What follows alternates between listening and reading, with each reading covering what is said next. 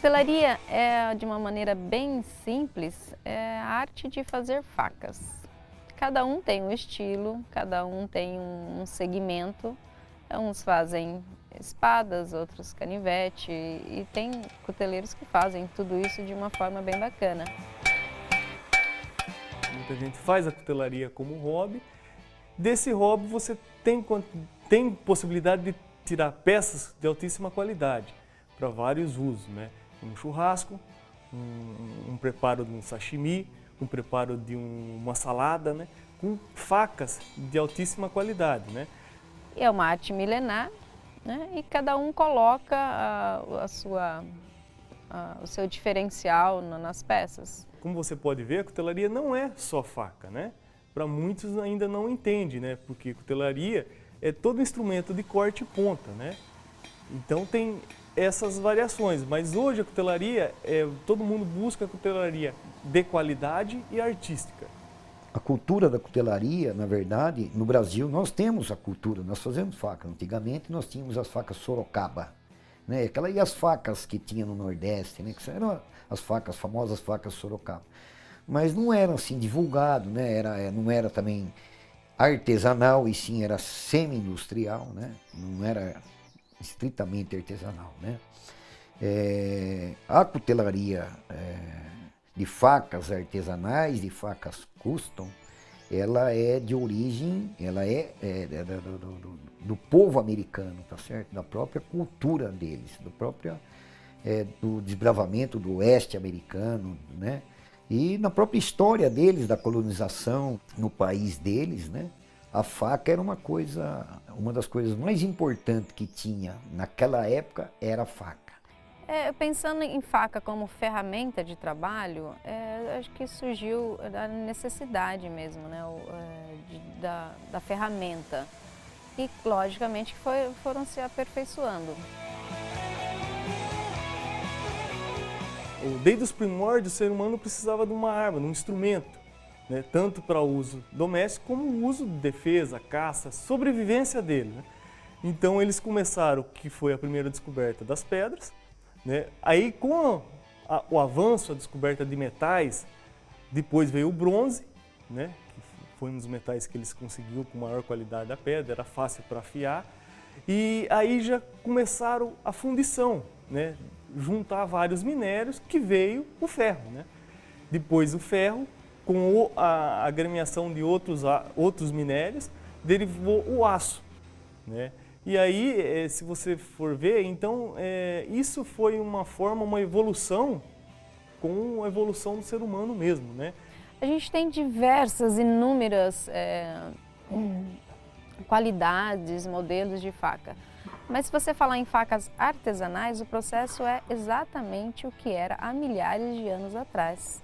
Eu acho que o bacana disso tudo é você preservar, porque hoje nós temos tecnologia que a gente pode fazer facas de cerâmica, que é uma coisa inovadora, né? Mas o que a gente pretende mostrar é o processo milenar mesmo, né? O sistema de forja, essa situação bacana de você pegar um material que até então seria um material imprestável, vamos dizer assim, e transformar isso numa ferramenta de trabalho.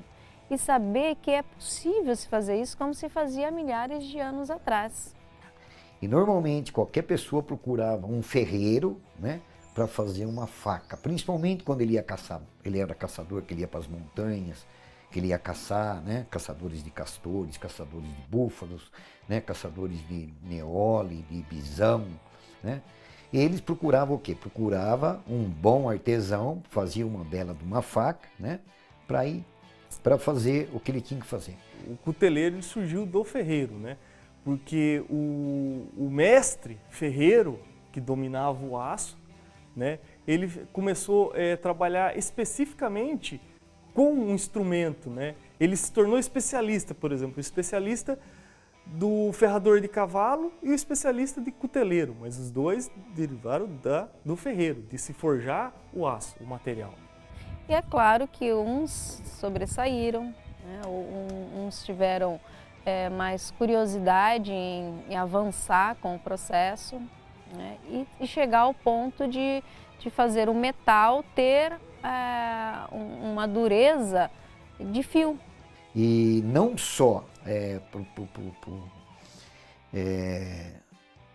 o povo branco que estava dominando todo o território americano, os índios americanos também, os Apaches, os Sioux, os Moicanos, os Cheyennes, né? A faca era o símbolo deles, né? Então, e aí isso começou a se propagar e chegou no Brasil através de uma pessoa chamada Laércio Gazinhato, tá? Grande conhecedor de facas boi, facas custom, né? E começou no Brasil, acho que na década de 80, 90, se introduziu no Brasil, onde surgiu aí alguns cuteleiros, alguns artesãos. E é um trabalho muito bonito, literalmente falando, uma faca é uma joia, né? A faca hoje, com o avanço, a evolução dos homens, facas tem de vários tipos, para várias funções e vários usos. E cada uma com um determinado tipo de fio também, né? Gume, né?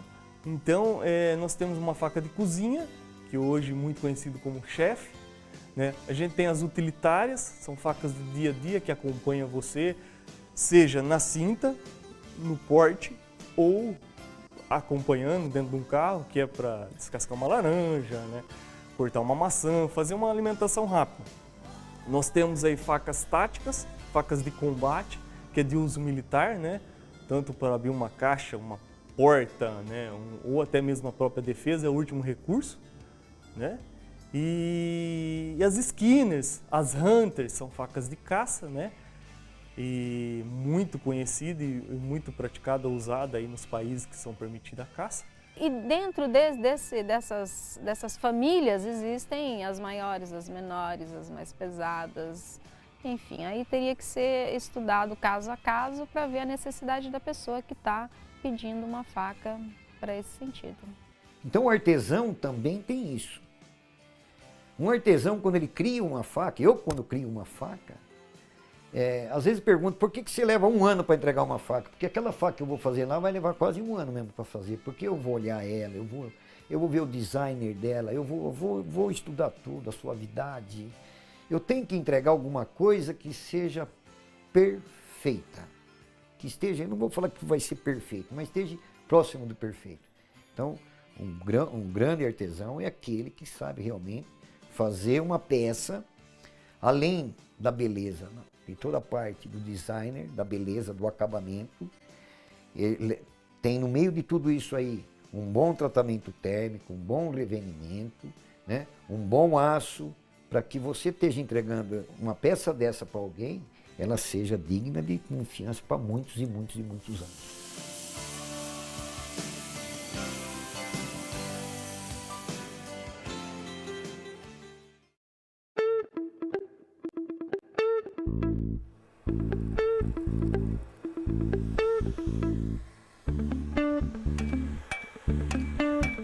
É um processo milenar e traz muito disso, ainda hoje a se usar o mesmo processo. A gente usa forja a carvão, que é uma coisa bem bacana de se fazer e é como se fazia antigamente. E logicamente a gente adapta, né, uma coisinha ou outra para ter um processo um pouco mais rápido. Mas aí tem esse sistema de forja que você tem que escolher os materiais. Normalmente a gente usa capa de rolamento, mola, de Kombi, enfim. Aquece ela na forja, até de 800 a 900 graus, né? É uma temperatura ideal para você poder moldar o aço, né? Nessa temperatura o aço ele já fica maleável, né? Não tem perigo mais de quebrar. Leva ele para a bigorna, marreta, você vai batendo, moldando a peça, o modelo que você quer. Depois da forja, vem aquela história que eu falei para você, que é o tratamento térmico e que é o ponto crucial para você enriquecer o seu aço. Então você vai lá, você forja, certo? As moléculas estão todas tensas. Se você deixar nessa situação, elas vão se quebrar, se caírem, ou então você nunca mais vai conseguir reafiar. que elas estão muito duras. Então você tem que ter todo um processo de tratamento térmico. O que é isso? É você aprender a dizer, bom, eu estou usando um determinado aço, então eu vou ter que deixar nessa dureza. Depois de ter feito o tratamento térmico, você vai fazer o revenimento. O que é o revenimento? O revenimento você vai tirar a tensão do aço. Com o tratamento térmico, o aço ele fica muito quebradiço. Então você tem que fazer o revenimento, elevando essa temperatura, né, novamente, mas mais baixo, né, menos de 300 graus. Né? Você põe esse aço novamente nessa temperatura para tirar a tensão dele. Né? Então você vai estar tirando a tensão e algumas durezas excedidas no tratamento térmico. E depois disso vem a história de, antigamente não se polia a faca, né? Ia lá para fora, forjava e ficava lá com as marcas e tal, não tem problema. Eles descobriram a forma lá de fazer o tratamento térmico, tá feita a faca. Hoje você tem lixadeiras, né, que te dá a opção de fazer a parte de lixamento, você tem massas abrasivas que te dá a opção de você ter uma peça polida, né, como essa daqui, por exemplo, ó, que já é uma faca bem espelhada. Então você tem toda a tecnologia, que não é tanta, né, mas te dá uma situação de ter uma peça polida. Feito isso, vai para a parte da empunhadura. Aí é a escolha da empunhadura, ou madeira, ou chifre, ou osso, ou algum material sintético, né? Feito essa empunhadura, né? Antes da empunhadura você tem que determinar o tipo da guarda, ou booster também, que é uma peça de metal, né? Entre a lâmina e a empunhadura, né? Depois de feito tudo isso, você vai desbastar a empunhadura ou o cabo de acordo com o tipo da lâmina e a sua mão, né? Para ela se encaixar certinho, ficar uma peça confortável, né? Isso é feito através de lixas. Esse é o passo, né, de uma faca forjada aí, né? O passo mais básico, né?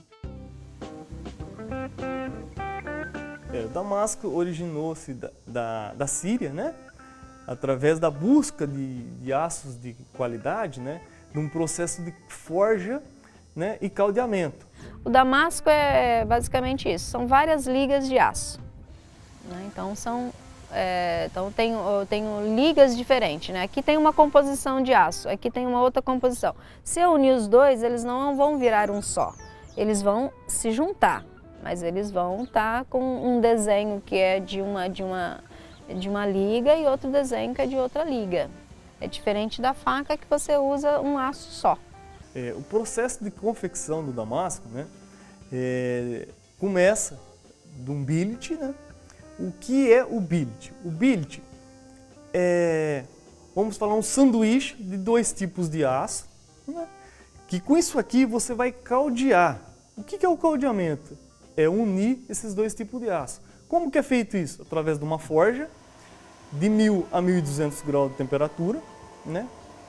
Vai bater com a marreta até juntar tudo, unir todo esse aço. E aí, depois que você fez o caldeamento, a união desses aços, você vai determinar o padrão dos desenhos.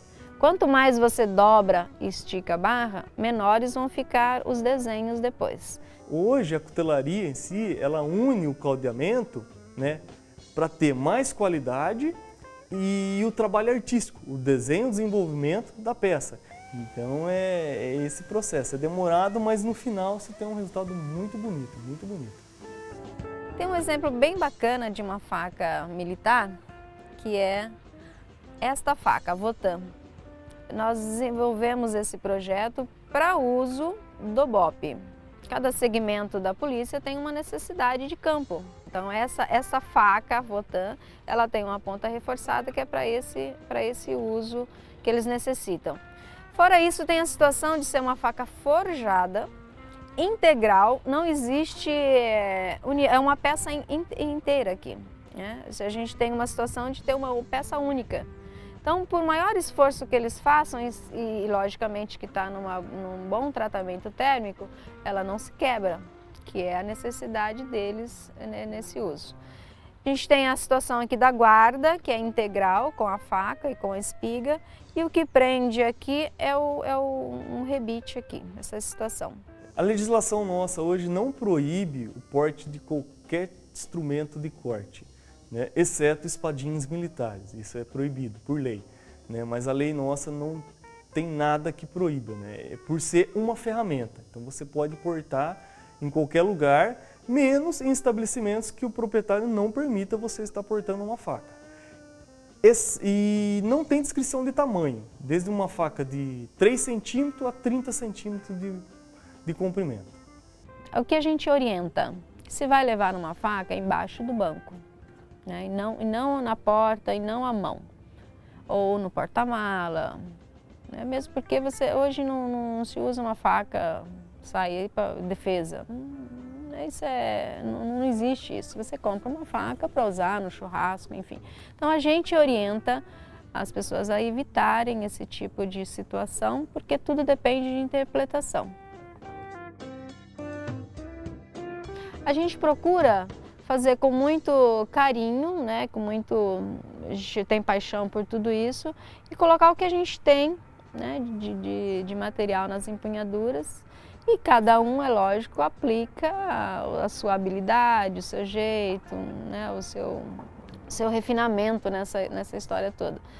Uma canela, se você imaginar uma canela de boi, né, aí se você imaginar uma empunhadura de faca feita de canela de boi. Então muda totalmente o valor dessa peça, né? Você passa a perceber isso como uma obra de arte que é pra gente, né? A gente, depois que a faca está pronta, a gente fica namorando ela um tempo, sabe? Até entregar para o cliente.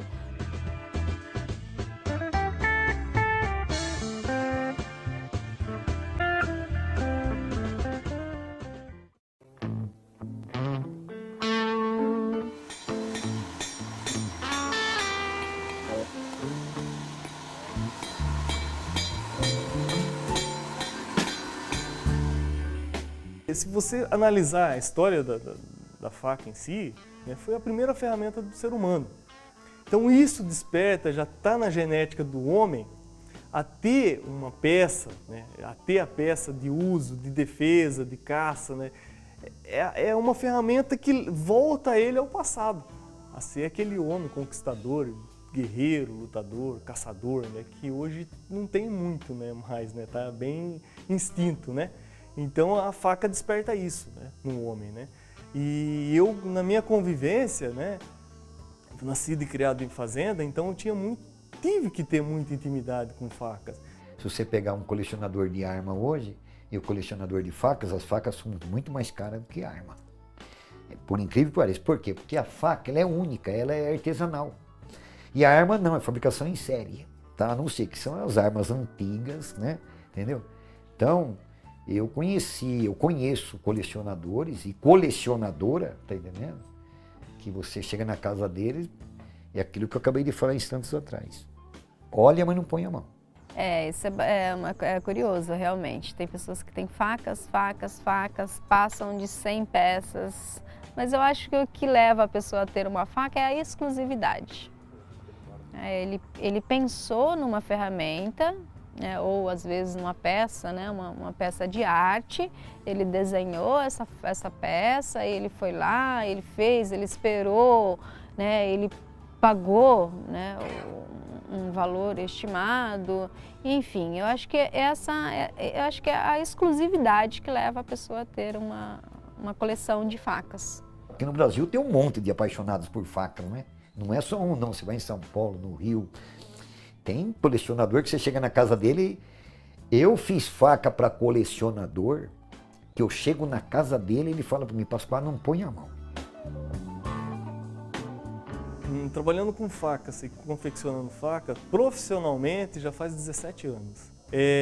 O meu começo foi a criação na fazenda, né, e gosto pelas facas, né. Aos 15 anos eu já comecei a forjar facas com mola de carroça, né, que é o que a gente tinha na fazenda, um aço muito bom, né, muito bom. E depois eu fui para o Senai, né, fui me especializar em alguns cursos no Senai, para ajudar a fazer manutenção nos equipamentos agrícolas mesmo do sítio, né? E lá eu conheci vários tipos de metal, né? Várias máquinas de usinagem, tipos de usinagem, né? Ajustagem mecânica, né? caldeiraria, né? Forjar, soldar, né? Um material, né? Isso me ajudou muito, me ajudou muito. E o gosto mesmo, o gosto, a paixão pela peça, né? Isso aí tudo eu juntei, né? Uni o útil ao agradável, né? Com os cursos, né? Eu comecei a fazer o que eu gostava mesmo, né? E comecei por hobby, né? E depois se tornou profissão mesmo. Hoje eu dependo da cutelaria. A gente tem um comércio na cidade que tem um outro segmento. E eu estava nesse mesmo segmento quando o meu cunhado, Pasquarelli, que é um cuteleiro bastante renomado, enfim, e ele estava precisando de uma ajuda em fazer as bainhas, né, as capas das facas. E eu fui ajudá-lo a fazer isso, dar uma mãozinha lá para ele. E de repente eu me vi na curiosidade de ficar olhando de canto de olho, sabe? Mas como é que ele está fazendo ali, entendeu? E despertou isso. E foi assim foi uma coisa assim muito rápida, sabe? O interesse pela situação. E eu fiz uma faca sozinha, escondida dele, né? Porque ele era todo sistemático, você entendeu? É isso, e eu fiquei com medo e tal. E essa faca deu muito o que falar, porque quando ele viu, ele não acreditou que tinha sido eu que tinha feito aquela situação. Só olhando, né? Só vendo ele fazer. E eu falei, bom, acho que eu tenho jeito, né? E até eu chegar, depois de algum tempo, as pessoas não acreditavam que eu fazia faca. Então isso me enfurecia, eu ficava muito brava, você entendeu? Aí eu queria mostrar que realmente era eu que tinha feito, enfim. Aí as pessoas achavam que, sei lá, que era alguém que tinha feito. Não acreditavam, não dava crédito para isso. Isso me deixava muito brava. Hoje não. Hoje é tranquilo, hoje, né, já passou essa fase. Na verdade, eu preparei ela, quem acabou lapidando foi o Peter. Né? Eu nunca esqueço esse nome.